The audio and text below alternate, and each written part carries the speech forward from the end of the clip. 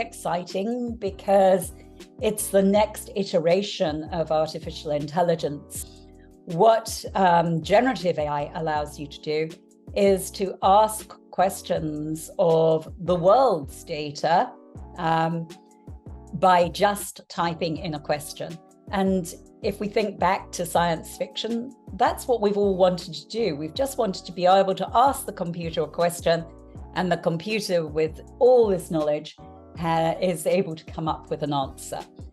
How does it do it? Well, it predicts what word would come next in an answer.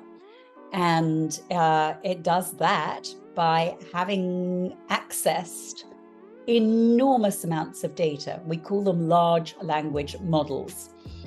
Basically, they have read, although read and they are the wrong words because this is a machine. The machine has read, or at least accessed in the way that it accesses it, all the data that is available on the open web. In some cases, and this is potentially a point of high contestation in courts of law, it has also read IP and copyright material that it should not have read.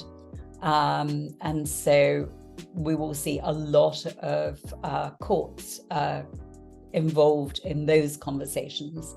And at the moment, there is a court case in the UK where Getty Images is suing one of the generative AI companies for using its images without paying for them. So what it does when it has ingested all this data is it is able to predict what word naturally comes after another word, and it's able to construct really, really complex answers. Any of you who have played with it will know that it can give you very interesting, very eloquent things back just by that word prediction. Obviously, sometimes it gets it wrong.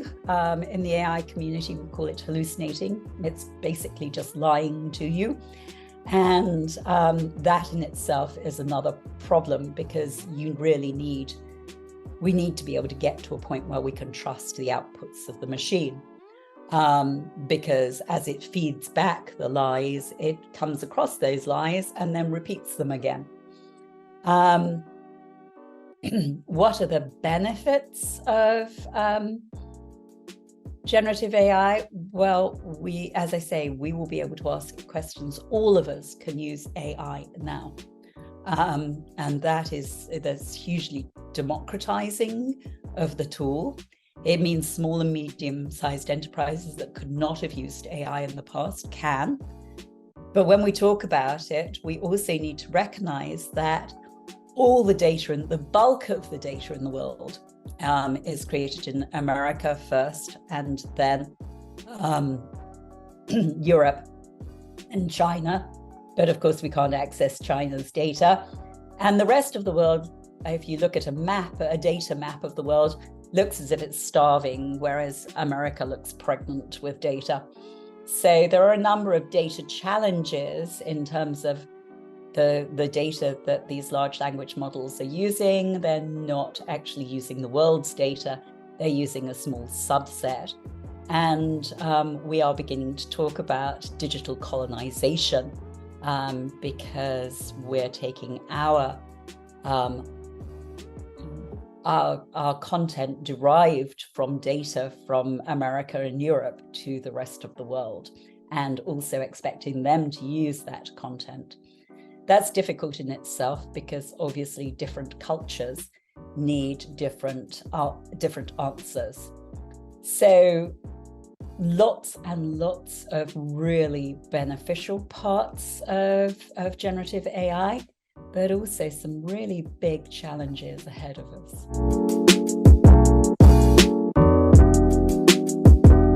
Well, gosh, that's a huge question, because there are so many ways that AI can be used in your business. But I would say that to be able to use it successfully, you need to be very aware of the responsible or trustworthy aspects of artificial intelligence.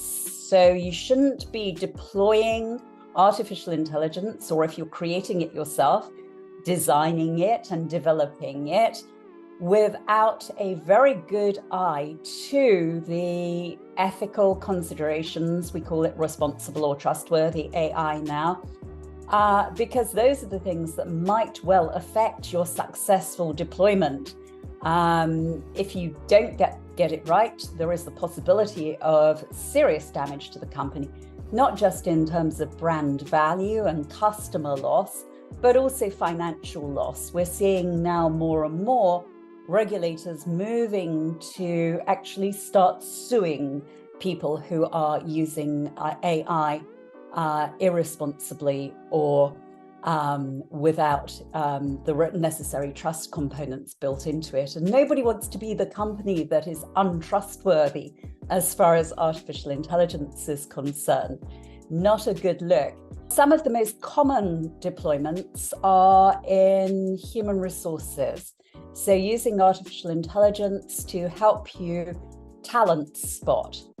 There are enormous problems with the use of artificial intelligence in human resources because they tend to bring in a lot of the biases that we as humans have. And we are seeing some legal action, especially in the United States, where companies have bought unwisely a suite of AI in HR, and the EEOC, the Equal Employment Opportunities Commission, is actually suing them because they are using the equipment that is actually discriminatory. So you have to be really careful. That's what I said at the beginning. It's a balance between using wonderful benefits of artificial intelligence. So you have to really make sure that you've thought through every piece of the procurement and the deployment of these systems. Where else would you be using it in business? Well, if you're a manufacturing company, you're going to be using it across the manufacturing floor. If you're a drug company, you're going to be using it to help you to design drugs. So we have seen from DeepMind in London something called AlphaFold. It has enabled enormous steps forward in terms of using AI in terms of any biological work.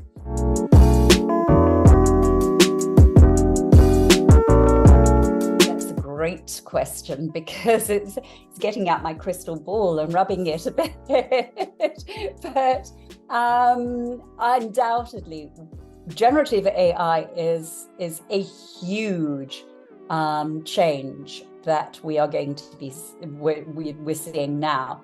But as it gets better and better and more refined, it's going to be able to provide us with so many more applications of AI, uses of AI, simply by asking it natural language questions. So natural language processing is an AI term for conversation.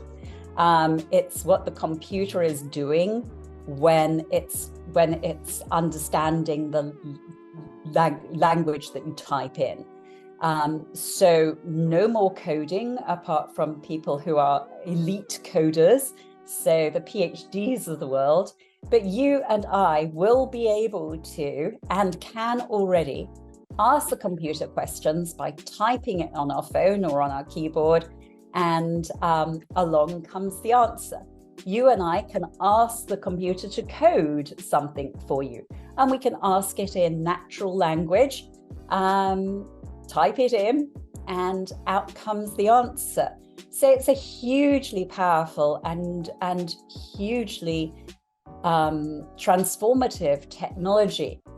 Of course, it comes with the downsides, but more importantly, what we're beginning to see, and what we will see so much more of over the next 10 years, is that data is actually dominated by the machine. So if I back up from that question and explain it, First of all, every time you ask a generative AI model a question, it creates data. It is creating data 24/7. And we are not. Well, we are, but possibly not in the quantities that a generative AI model will do over the next 10 years. So we'll see less and less human data and more computer-generated data. That's one of the reasons why we need to get it right now. We make sure that the computer's not telling us lies and then relying upon those lies that it created for the next response that it gives. And you'll have seen some of the examples of that. For example, the professor who was accused by a generative AI model of sexual abuse on a student on an Alaskan field trip. And not only had the professor never been to Alaska, there had never been a field trip, but of course, this information is now loose on the internet. It's a total lie, but there is no way that that professor can change or get that stricken from the record. And so we want to make sure as we use these generative models that they are fit for purpose and they are not creating lies about people or about things, because we would really like to make sure that when we're using some of these generative AI models, we can trust what they say to us. So the data will change over the next 10 years and the way that the data is created. Artificial intelligence will change and grow better and better over the next 10 years. So that raises questions about many of the jobs that many of us do. If the AI can do it better and the AI does it 24/7 and it never worries about whether it's breaking up with its girlfriend or boyfriend, what about humans? What are we going to do in the AI age? And that's a huge debate. AI, of course, is the tool that powers the metaverse. So as AI gets better, we'll see more progress in the metaverse. And my earlier comments about the metaverse being in an autumn or fall will swing back into the developments allowing the metaverse to develop itself. I think that we will see synthetic biology really coming to the fore as we make more and more advances, as I talked about AlphaFold earlier. As AI allows more and more advances, we will be seeing more and more synthetic biology. Then, of course, the potential battle between quantum and AI. So quantum computing, of course, has we believe that quantum computing will be able to break all of our encryption, which at the moment is encrypted through AI. So we will see more, I would say within 10 years, we'll see a burgeoning quantum community, and that will bring its own problems to business as well as benefit.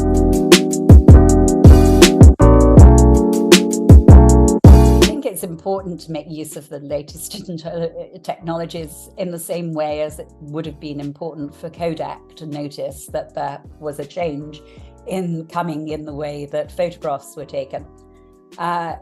Businesses that don't at least look at digital transformation are going to find themselves on the back foot. But a word of caution here. You can also go hell for leather to getting AI and then finding that you have the wrong AI and the wrong systems for your business. So I would say that it's really important that you travel with caution, that you travel with your eyes open, and that you think about this as a business decision every step of the way. It's particularly important when you decide that yes, you're ready to purchase artificial intelligence, to, I would say, hold your supplier's feet to the fire. Ask the right questions, ask detailed questions. Make sure that you have somebody in-house or a consultant that will enable you to ask the right questions.